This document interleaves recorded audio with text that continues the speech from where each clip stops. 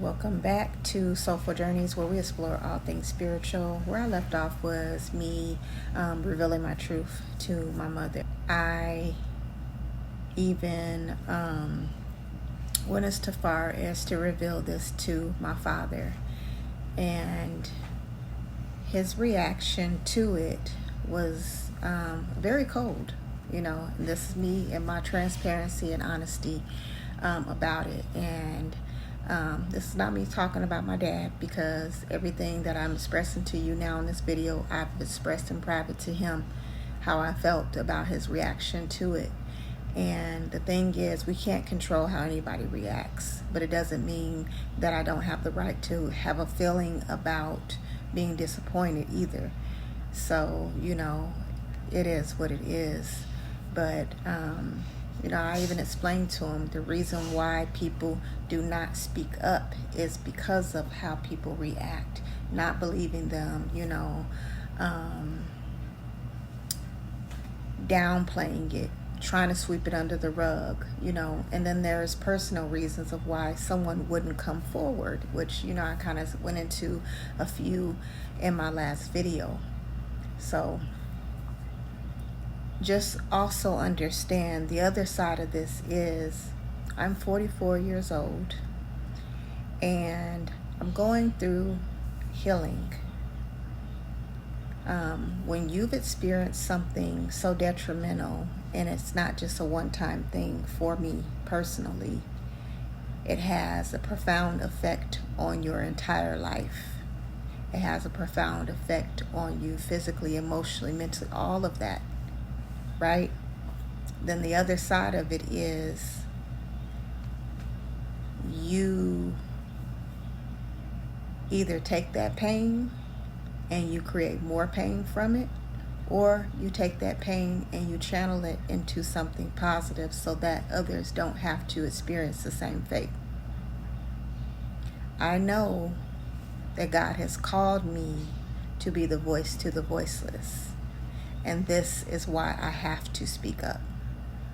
I've been silent too long, and that is one thing I can say that I really regret, is not speaking up sooner.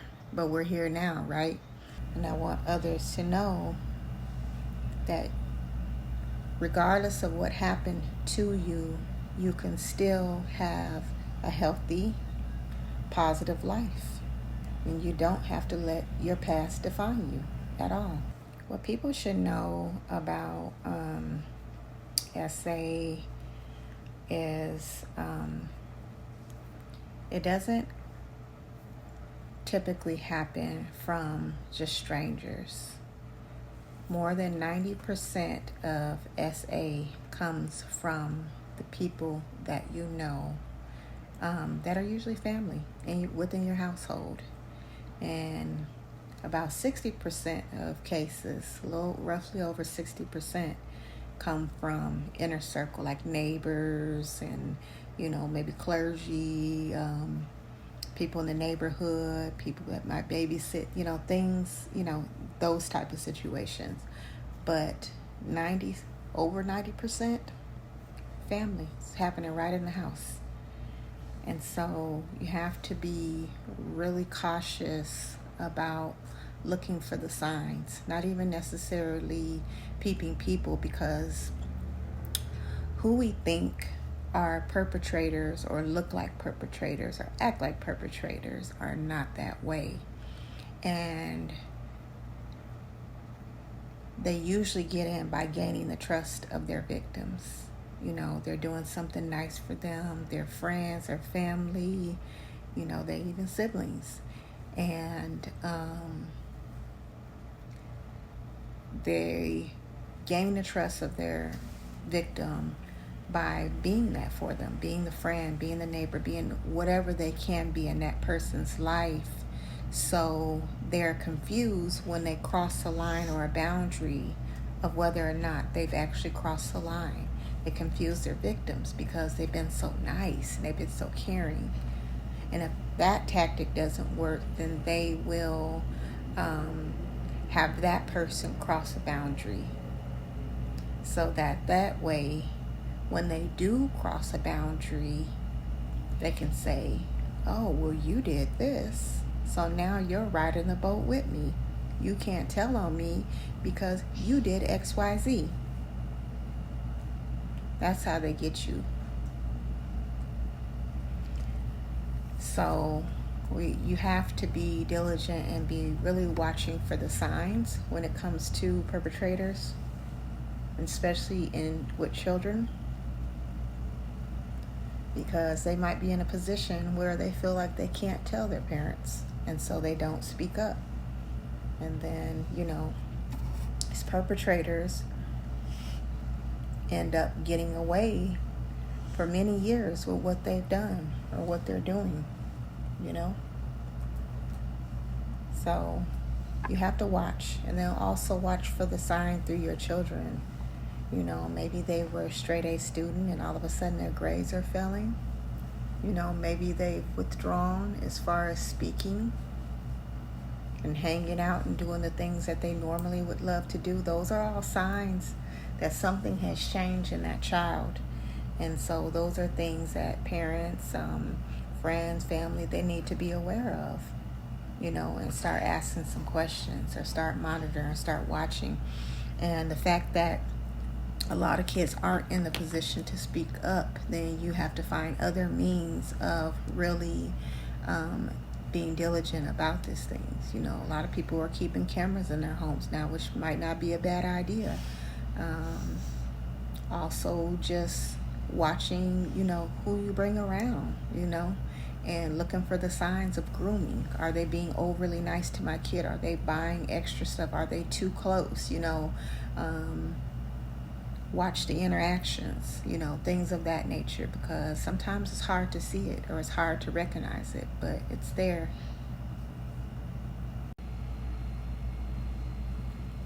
Because of what happened to me, I believe it was the reason that my gifts, or not the reason, but it contributed to how my gifts came back online per se. I remember around that age, that happening, me letting go or opening myself up to telling my mother what happened to me. All of a sudden I started having different experiences per se, dreams. After that, when I would go to church, I had certain experiences that I could not explain. Like for example, knowing certain things that I've never inquired about with a person, I've never asked about, and just knowing certain details of their lives without ever speaking to them about it. I would be in church and I would be reading people, and not intentionally. It just, certain things just came to me. And at the time, I didn't really have awareness of it, that I was even doing this, because it wasn't like an intentional thing, like peeking in on somebody's life or anything like that. It's just like it would happen where someone would say something, and it's almost like, boom, it would trigger something else, and then the information is flowing all of a sudden. And even sometimes when they would not tell the truth, that would be even more significant. It would just be like a pop-up almost in my mind, like a flag in my mind, like and I would just be like, It's like I can immediately tell when somebody was lying or they were withholding information. But even at the time, I still didn't have full awareness of it. It was just interesting that this was happening, And at the time, I didn't know what a psychic was. I didn't know anything about my abilities. Wasn't aware in that sense whatsoever. I'm living life and just having these experiences and I just as soon as information came, as soon as it left, and that was that. And it wasn't until we moved back to Michigan that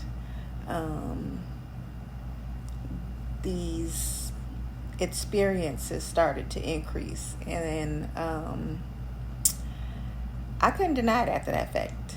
I still didn't know what a psychic was, but I was having so many different experiences, I started to make the connections, and it bugged me out.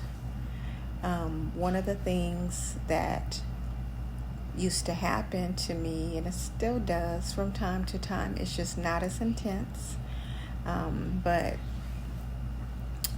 I would get these overwhelming gut feelings of dread that would come to me so tough to where it would hit my stomach in a way that I would just feel so heavy, sometimes to the point of making me upset and crying. Other times it would just be a feeling of dread and heaviness, and then all of a sudden it would be a feeling of relief, and then it would pass. And before long, the connection was this would happen when people were crossing over. They were getting ready to transition. And I noticed when it was a mass event, like a shooting, like something big or something grand happening, it would be more intense. And I didn't make the connection until a famous singer passed. And I knew then I couldn't deny it.